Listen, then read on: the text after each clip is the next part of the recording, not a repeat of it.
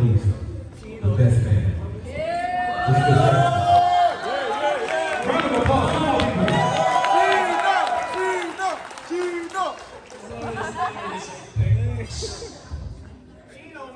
Alright guys, I'm gonna read off the phone, you know what I mean? I can't memorize it, I'm gonna start stuttering. Just let me do me. Go, Bob. Take your time, Bob. Hello everyone, if you don't know me, my name is Francis. Others call me Poe. Some others call me Chino Man. Harold and I have been friends for 18 years. I can remember it now.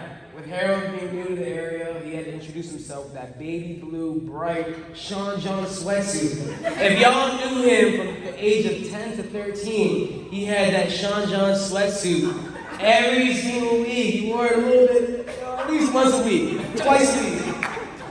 But if you can't forget about that sweatsuit, but that's how our friendship began. Ended up going to college together and joining the same organizations, clubs, where we probably created the greatest memories, to a point where we weren't just friends, but brothers. To our first shot of liquor, to our first time throwing up from it, I was there. We've seen our highs of highs and our lows of lows, but embraced every single moment and rolled with every single punch. Lived like kings, but even felt like prisoners. But every single moment I looked to my left and my right, Harold was there. Because of our memories, it became a great friendship. And because of our great friendship, it became family. So when Harold asked me to become his best man, I was actually very surprised though. Out of all the people in the world, out of all Harold and Ash's friends, his brothers, his cousins, Harold picked me as his best man. I don't think you understand. I actually couldn't believe it.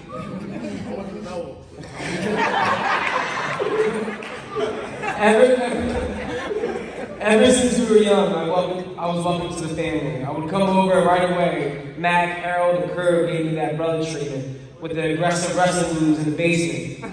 Harold and my mom was screaming upstairs, "Harold, do not hurt that little boy!" They still hurt me. When Harold told me he was dating a girl and her name was China, I was like, nice. You're dating an Asian. Little did I know the word of a nickname and the name had nothing to do with ethnicity. But it was cool, I approved. Where she got her name China, that's another conversation for another time. But I love them together, through thick and thin. They have been through it all, and they've embraced every single moment together. I knew Ash was the one when she was beating girls up for Harold, and I said, yup, okay. You know, that's lucky right now. She won the ultimate match. But that's another conversation for another time.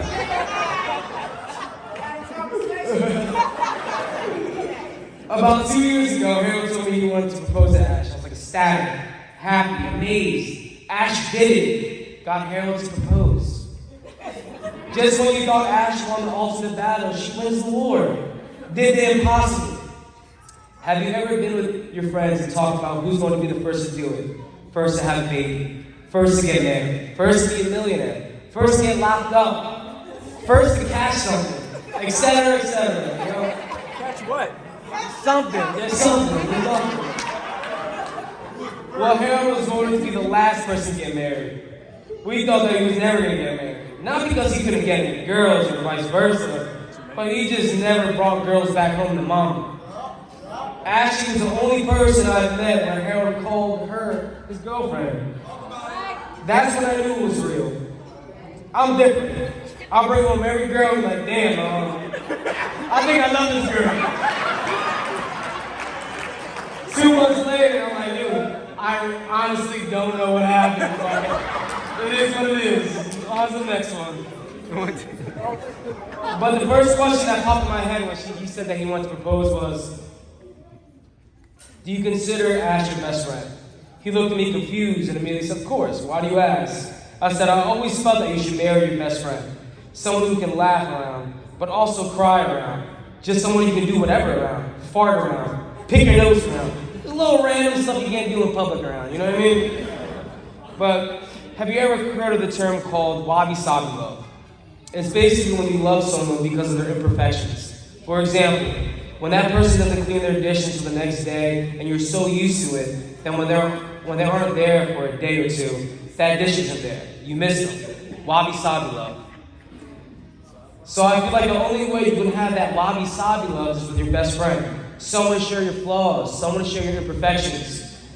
So I stand in front of you today as Harold's best friend, his best man, to pass the torch to Ash as Harold's best friend. So let's toast everybody to love, to marriage, to forever, to Harold and Ash, to let this shit happen.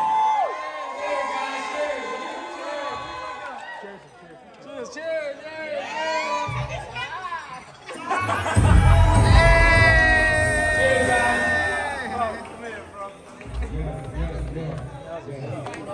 Once again, round of applause for the best man. That was a beautiful.